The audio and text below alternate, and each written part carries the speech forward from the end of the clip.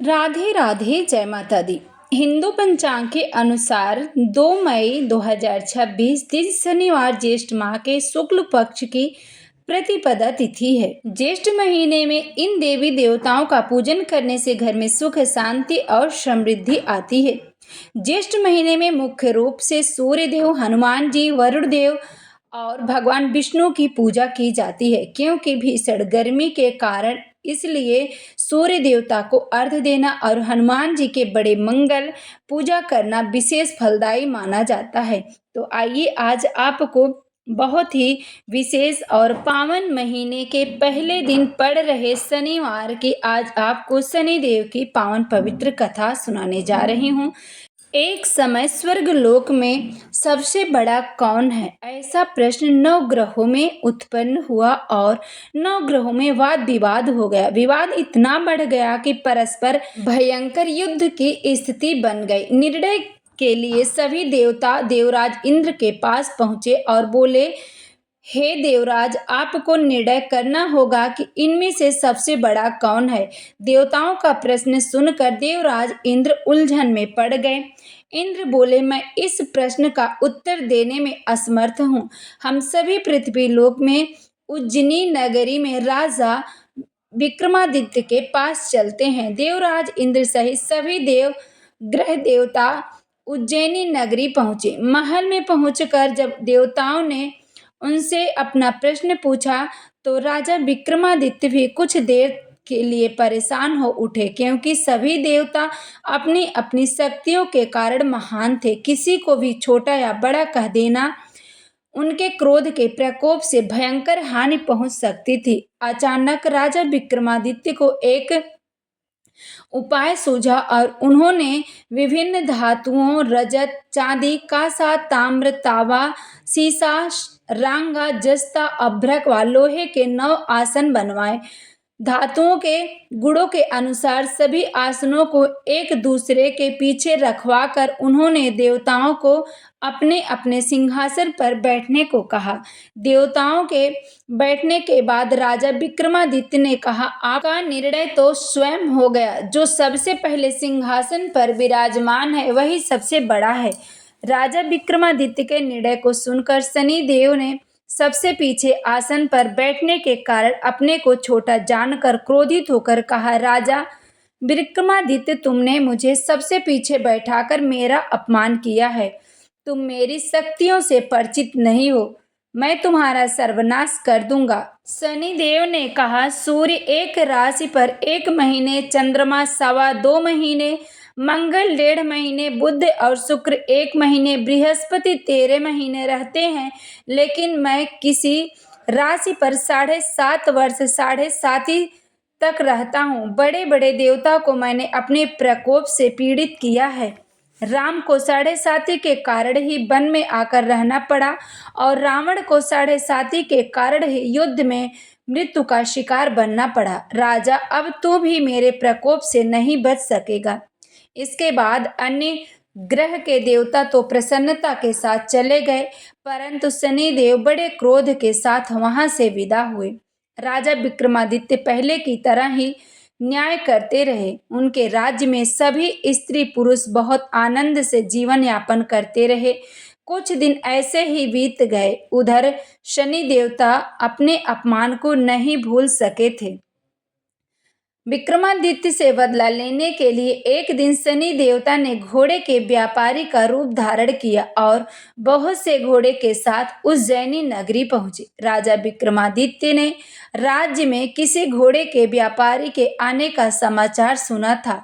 अपने अश्वपाल को कुछ घोड़े खरीदने के लिए भेजा। घोड़े बहुत कीमती थे। अश्वपाल ने जब वापस लौटकर इस संबंध में बताया तो राजा विक्रमादित्य ने स्वयं आकर एक सुंदर व शक्तिशाली घोड़े को पसंद किया। घोड़े की चाल देखने के लिए राजा उस घोड़े पर सवार हुए तो वह घोड़ा बिजली की गति से दौड़ पड़ा। तेजी से दौड़ता घोड़ा राजा को दूर एक जंगल में ले गया और फिर राजा को वहां गिराकर जंगल में कहीं गायब हो गया। राजा अपने नगर को लौटने के लिए जंगल में भटकने लगा, लेकिन उन्हें लौटने का कोई रास्ता नहीं मिला। राजा को भूख और प्यास लग आई। बहुत घूमने पर उसे एक चरवाहा मिला। राजा ने उससे पानी मांगा। पानी पीकर राजा ने उस चरवाहे को अपनी अंगूठी दे दी। फिर उससे रास्ता पूछकर वह जंगल से निकलकर पास के नगर में पहुंचा। राजा ने एक सेठ की दुकान पर बैठकर कुछ देर आराम किया। उस सेठ ने राजा से बातचीत की तो राजा ने उसे बताया कि मैं उज्जैनी नगरी से आया हूँ। राजा के कुछ देर दुकान पर बैठने से सेठ की बहुत बिक्री हुई। सेठ ने राजा को बहुत भाग्यवान समझा और खुश होकर उसे अपने घर भोजन के लिए ले गया। सेठ के घर में सोने का एक हार खूंटी पर टंगा हुआ था। राजा को उस कमरे में छोड़कर सेठ कुछ देर के लिए बाहर गया। तभी एक आश्चर्यजनक घटना घटी। राजा के देखते ही देखते सोने के उस हार को खूंटी निगल गई। सेठ के कमरे में लौटकर हार को गायब देखा तो चोरी का संदेह राजा पर ही किया, क्योंकि उस कमरे में राजा ही अकेला बैठा था। सेठ ने अपने नौकरों से कहा कि इस परदेसी को रस्सियों से बांधकर नगर के पास ले चलो। राजा ने विक्रमादित्य से हार के बारे में पूछा। उसने बताया कि उसके देखते ही देखते खूंटी ने हार को निगल लिया। इस पर राजा ने क्रोधित होकर चोरी करने के अपराध में विक्रमादित्य के हाथ पैर कटवा दिए। राजा विक्रमादित्य के हाथ पांव कट जाने पर उसे नगर के सड़क पर छोड़ दिया गया। कुछ दिन बाद एक तेली उसे उठाकर अपने घर ले गया और उसे अपने कोल्हू पर बिठा दिया। राजा आवाज देकर बैलों को हाँकता रहा।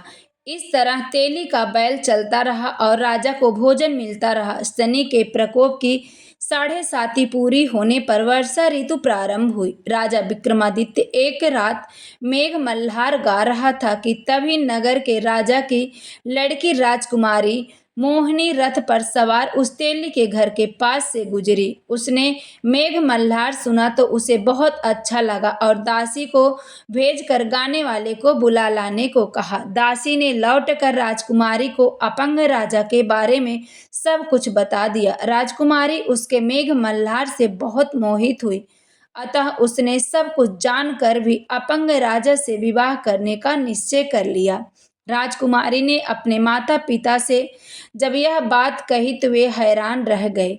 रानी ने मोहिनी को समझाया, बेटी तेरे भाग्य में तो किसी राजा की रानी होना लिखा है, फिर तू उस अपंग से विवाह करके अपने पांव पर कुल्हाड़ी क्यों मार रही है। राजकुमारी ने अपनी जिद नहीं छोड़ी। अपनी जिद पूरी कराने के लिए उसने भोजन करना छोड़ दिया और प्राण त्यागने का निश्चय कर लिया। आखिर राजा रानी को विवश होकर अपंग विक्रमादित्य से राजकुमारी का विवाह करना पड़ा। विवाह के बाद राजा विक्रमादित्य और राजकुमारी तेली के घर में रहने लगे। उसी रात स्वप्न में शनिदेव ने राजा से कहा, राजा तुमने मेरा प्रकोप देख लिया, मैंने तुम्हें अपने अपमान का दंड दिया। राजा ने शनिदेव से क्षमा करने को कहा और प्रार्थना की, हे शनिदेव आपने जितना दुख मुझे दिया है अन्य किसी को ना देना। शनिदेव ने कुछ सोचकर कहा, राजा मैं तुम्हारी प्रार्थना स्वीकार करता हूँ और जो कोई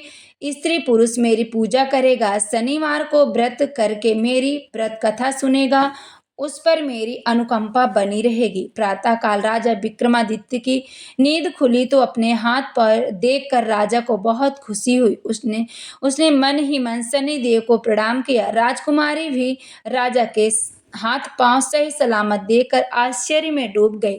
तब राजा विक्रमादित्य ने अपना परिचय देते हुए शनिदेव के प्रकोप की सारी कहानी सुनाई। सेठ को जब इस बात का पता चला तो दौड़ता हुआ तेली के घर पहुंचा और राजा के चरणों में गिरकर क्षमा मांगने लगा। राजा ने उसे क्षमा कर दिया, क्योंकि यह सब शनिदेव के प्रकोप के कारण हुआ था। सेठ राजा को अपने घर ले गया और उसे भोजन करवाया। भोजन करते समय वहां एक आश्चर्यजनक घटना घटी। सबके देखते देखते उस खूंटी ने हार को उगल दिया। सेठ जी ने अपनी बेटी का विवाह भी राजा के साथ करा दिया और बहुत से स्वर्ण आभूषण धन आदि देकर राजा को विदा किया।